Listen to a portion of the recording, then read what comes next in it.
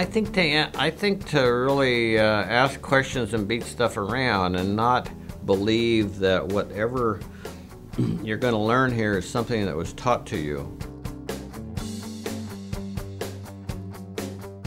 My whole philosophy, ever since I was young, my philosophy is that you should have fun in life.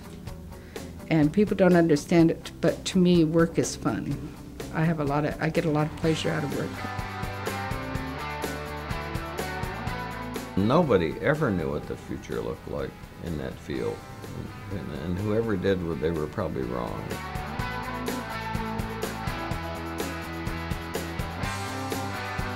My dad, even though he was doing, like, he did nuclear physics, even though he did that, he was out trying to do the valves in his car. And if the valves were no good, he would rip the whole head off the car.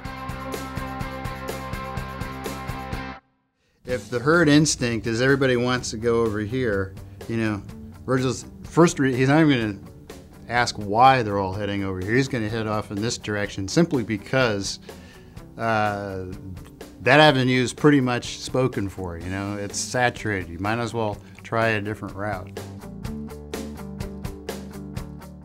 That's the thing too with Virgil. I mean, we would be more critical of our stuff and other people wouldn't necessarily know. We would just automatically discount and say, well, no, that's not very interesting, something else. Because in the end, the joy of it, I think, has to be understood by the innovators.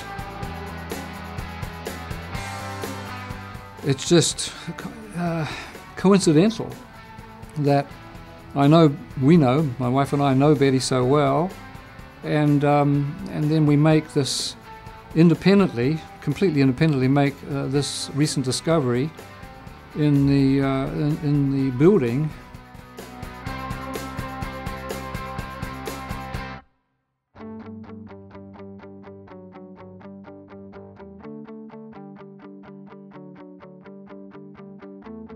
Science doesn't progress unless people make mistakes.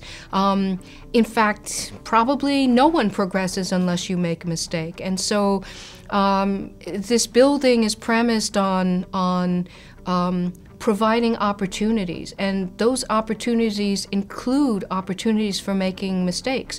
Because unless you try something, unless you take the stand that, okay, this is important enough to do and we're going to do it, and when we do it, what are the chances that we're going to be successful? Very, very few. But if you never try anything, you will not only not make mistakes, you will not have a success. And you certainly won't learn anything.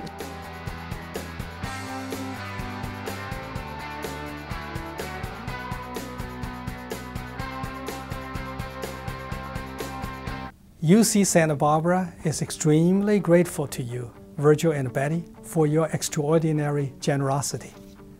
We are pleased to have our building for the California Nanosystems Institute bear the Elings name.